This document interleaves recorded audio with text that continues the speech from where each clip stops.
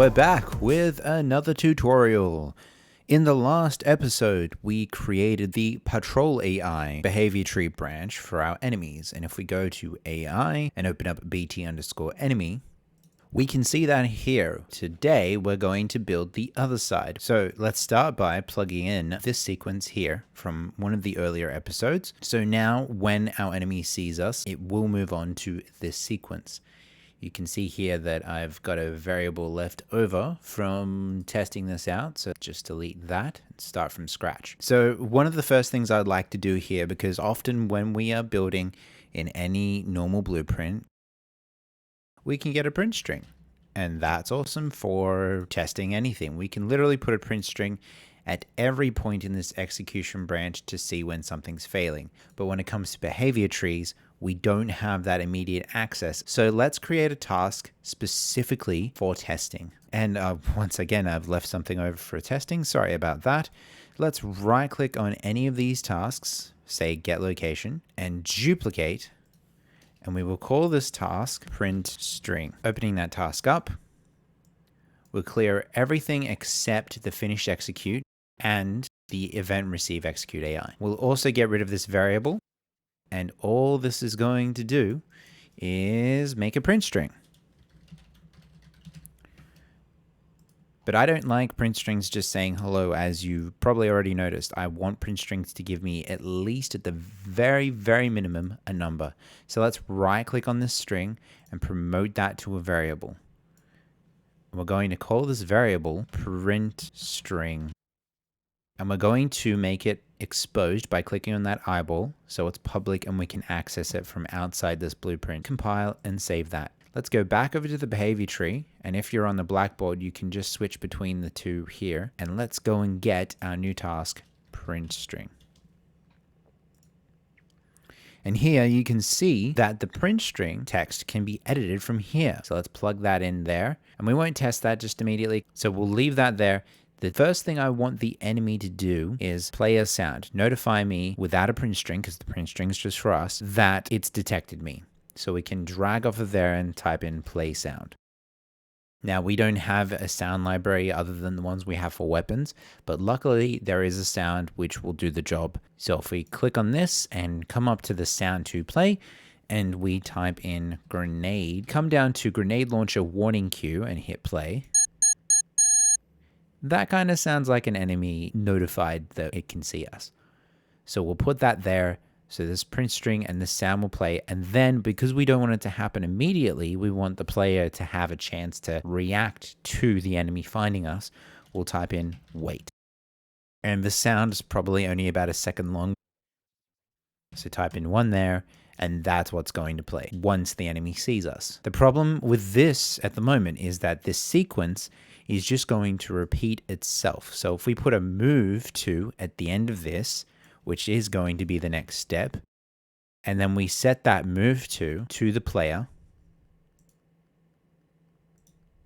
being hero here, and also click observe blackboard value as well so that it refreshes when we move. This is going to keep repeating. So once the enemy gets to us, it'll play that sound again. We just want the sound to play at the very beginning. To do this, we're going to break off into another sequence in selector. So let's start with a sequence. And we're going to attach play sound and wait over to this sequence. We'll also attach the print string as well. Again, the print string isn't exactly necessary, but I just want to show you how I would troubleshoot this. So this sequence will repeat, and we're going to set up a blackboard condition there as well. And then we'll grab a selector, plug in the move to. We're going to set another blackboard key here.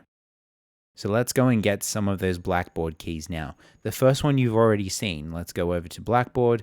We'll hit new key, boolean, and type in is in range. So with that blackboard key, we can actually add decorators directly to tasks. So if I right click, add decorator, blackboard, and I click on this, and I set this to is in range. If we're not in range, I want the enemy to get in range. Back over to the blackboard, click on a new key. This one will be called is chasing. And we're just going to use this to differentiate if we've seen the enemy or not. so that we can stop playing that sound. So let's add a decorator to this sequence, blackboard, and this will be is chasing, is not set. And then over here, we'll right click, add a decorator, and that blackboard key will be is chasing, is set. Now we'll go over to the test map and right click on task underscore print string. And this is another great thing too. This task is great for creating new tasks instead of trying to find the task blueprint base with right click, and we can just duplicate this. Let's call this task set chasing. So we'll click on this, we'll remove the print string, and we'll type in set blackboard value as bool. I don't want to create two events for setting and unsetting. I'd rather do it from the behavior tree. So let's get rid of print string, right click on value here and promote that, and that will be is chasing. And we will expose that. We'll also create another one by right clicking on the key and type in is chasing key. So let's plug that in. Let's compile and save that over to the behavior tree again, and we'll get set chasing. So at the end of this task right here, we want to set chasing to true. And once again, I forgot to make this a public variable. So let's compile and save that again. And now when we click on this is chasing key, we can set to the is chasing blackboard variable down here. So we're using the internal variable to set the external one to make decisions. And that decision is based on these two blackboard keys here. So we'll plug that in here. Now, the reason we've done this again is because we would need to unset it once the enemy can't see them. So let's copy this task over and set this to false when we go back to this patrol state. So simply by the enemy patrolling, the is chasing set will be false. And then when the enemy sees us, that's when they will play that sound and then start chasing. And then we move over to the move to variable. And after that, we need to apply damage. Let's move on to the is in range variable here. So for that, we'll come over to blueprints, enemies, and open up enemy base. Come down to the bottom here. What we're going to do is right click on this sphere and we're going to duplicate it. Let's call this attack range. And just to specify, let's call this range HUD. And I'll switch these two names around so that range is always at the beginning to keep things nice and neat. Right click on the range attack or attack range, whichever way you want to set it up, and add on component begin overlap and add on component end overlap. We'll also go over to the viewport, click on range attack and set that range to about 250 or whatever range you want for your enemy to be able to attack. Over to the event graph, we're basically going to copy the beginning of this script here. So we could copy and paste that, and you know what? We will do that. If you've made it this far in the tutorials, I'm assuming that you've done this before, so I won't go through it again. So if we are in range, we need to set that blackboard variable. To set the blackboard variable, we're all the way down in the actual pawn character blueprint. Now we need to go up to the AI and then up to the behavior tree and blackboard. So start with self, then get AI controller, then get blackboard. Off the blackboard, let's set value as bool and plug that into true here. Key name will be another make literal name, and the name will be, as we saw in our blackboard, exactly the same, is in range, question mark. Is in range, question mark. And if it is in range, then we'll set it to true, copy that over, and down here we'll plug that in there and set that to false. So if we are in range, we set the blackboard key to true, and if we are not in range, we set the blackboard key to false. Compile and save that. Let's close set chasing, close print string, so we don't make too many tabs here. We also close enemy base, and over on our test map again, let's go back over to the AI folder and let's right click on print string again and duplicate that. We will call this task attack and open that up there. Let's get rid of the print string. We can get rid of the variable as well. So let's start by casting to our enemy base right here, because what we want to do is get that sphere. Now this is for this particular enemy type that I've kind of just designed off the top of my head. And that sphere was called range attack. Now inside of range attack, we'll get overlapping actors. So let's get a for each loop by holding F and clicking anywhere.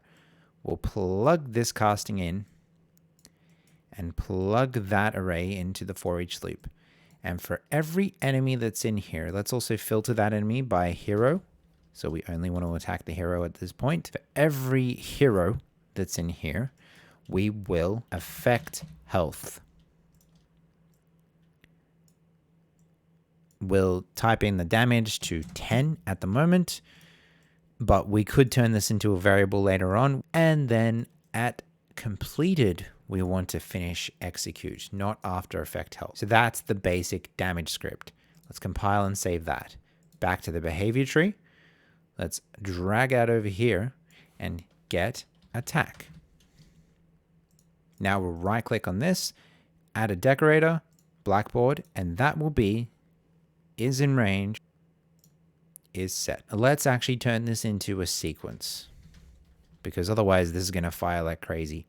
So let's drag the blackboard key over to the sequence, because you can do that. You can drag blackboard keys between different elements. Put task attack at the beginning of this. We'll play a sound. And then we'll also wait. And this sequence will keep firing over and over again as long as we're in range.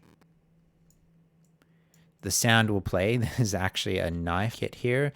I looked for some sort of zapping sound, but there's nothing like that already in the engine. You can go and look on OpenGameArt and find something if you want, but just for tutorial's sake, let's go and get impact body. Sounds like we're getting stabbed. Once we're in range, that blackboard key is going to get set, which means the selector should move on. So we might need to abandon that. We'll see how we go. But here, we want the enemy to continue attacking. Imagine that we had an animation for an enemy. We'd want the enemy to finish out that animation of swinging the knife or shooting the bullet or whatever it is that their attack animation is before realizing that they've missed and then start chasing us again. So that's why we don't want to abandon that. And then to make sure that everything's working, let's grab our print string and move it over. We'll move print string with the 1 over to the beginning of this sequence, even though we know it's working. This one we'll punch in the number 2 and put a number 3 here. So we have a print string firing off for every stage of our behavior tree. So let's save that and see if it's all working. Let's grab these guys and move them out because they'll be able to see us immediately and we don't need that. One other thing we'll do, come over to enemies, open that up, open up b_enemy_base, come to the top over here. And if you haven't already, let's get rid of this print string here because we don't need this on screen. So as I suspected, we will need to set abort to this here. So once the enemy is in range, then this task will abort and it will move on. So if I hit play, you can see he's seen us from a distance and he stabs us, but he's only stabbing us once. I have a feeling it's something to do with the fact that we've used a selector here instead of a sequence, but I haven't been able to fix that just yet. And because I'm sure that we're running almost over time now, we'll leave it there for now. That's working for the most part. We'll fix that and tidy up our AI, and then we're going to move on to finishing up some weapons now that we have something to shoot. So see you guys in the next episode.